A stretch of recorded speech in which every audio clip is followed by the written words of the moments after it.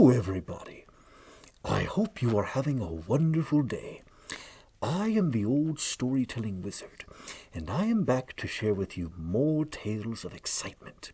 Before we get started, my friend and helper Binky has gone back home to Wurbleville to visit his family and help with the harvest. The village of the Wurbleville is another part of the land of imagination where we all live. They do a lot of farming to feed all the different creatures and people here in the land of imagination. Let's see if we can get a hold of Binky. Hello, friends. Hello, Binky. I hope that things are going well. How is your family? Everybody is super duper. I am glad to hear everybody is doing super duper.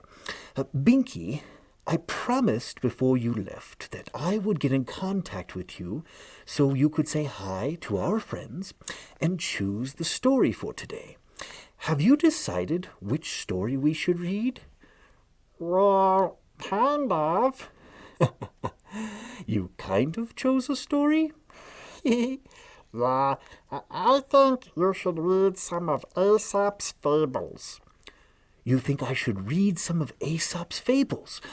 What a wonderful idea, Binky. Thank you. You are most welcome. Please say hi to all of the Wurbleville for me, and I look forward to seeing you back in the Forest of Stories soon. Me too, wizard. Bye-bye, friends. Binky has chosen Aesop's Fables for me to read. Aesop lived in the country of Greece over 2,500 years ago. Aesop wrote many fables.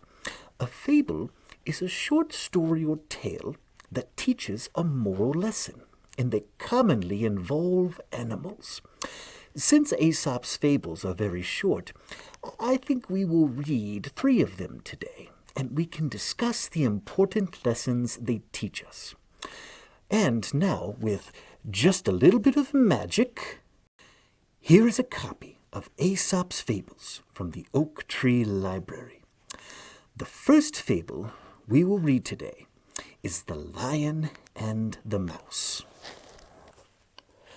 A lion, asleep in his lair, was awakened by a mouse running over his face. Losing his temper, he seized it with his paw and was about to kill it. The mouse, terrified, piteously entreated him to spare its life. "Please let me go," it cried, "and one day I will repay your kindness." The idea of so insignificant a creature ever being able to do anything for him amused the lion so much that he laughed aloud and good-humoredly let it go. But the mouse's chance came after all. One day, the lion got entangled in a net which had been spread for game by some hunters. The mouse heard and recognized his roars of anger and ran to the spot. Without more ado, it set to work to gnaw the ropes with its teeth and succeeded before long in setting the lion free. "There," said the mouse. "You laughed at me when I promised I would repay you. But now you see, even a mouse can help a lion." What did we learn? Small acts of kindness can be very important to others. And likewise, just because you are small does not mean that you can't do kind things that will make a big difference for others. Treating others with acts of kindness is a very, very important thing that we can do to brighten someone's day. Our second fable is The Donkey in the Lion's Skin. The Donkey in the Lion's Skin. A donkey found a lion's skin and dressed himself up in it.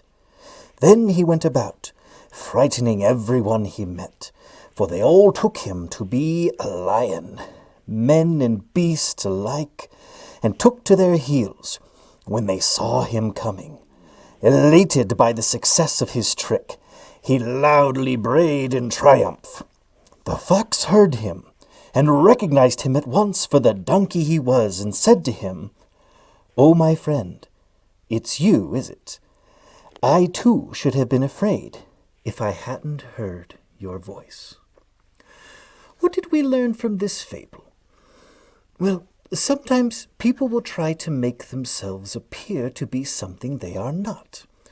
Remember to talk to your parents or guardians about which adults you are allowed to talk to make sure they are trusted by your family. But also remember, kids, to be yourselves, because who you are is truly amazing, and there's no need to pretend to be a lion when who you are is already completely wonderful. Our final fable is The Old Lion and the Fox. A lion, enfeebled by age and no longer able to procure food for himself by force, determined to do so by cunning. Taking himself to a cave, he lay down inside and pretended to be sick, and whenever the other animals entered to inquire after his health, he sprang up and devoured them. Many lost their lives in this way, till one day a fox called at the cave, and having a suspicion of the truth, addressed the lion from outside, instead of going in and asking him how he was. He replied that he was in a very bad way. "But," said he, "why do you stand outside? Pray, come in." "I should have done so," answered the fox, "if I hadn't noticed that all the footprints point toward the cave, and none the other way." This fable teaches us about learning from the past. People who have come before us have had successes and failures. So that we don't repeat their mistakes, we learn from their stories. And also that we can do acts of kindness that we have seen from those before us. Learning from the past helps us to create a brighter future for all. It was my good pleasure to share these fables today. I certainly hope you enjoyed them. Coming soon, Binky and I have another friend joining us for story time. I am very excited for you to meet him. I am the old storytelling wizard.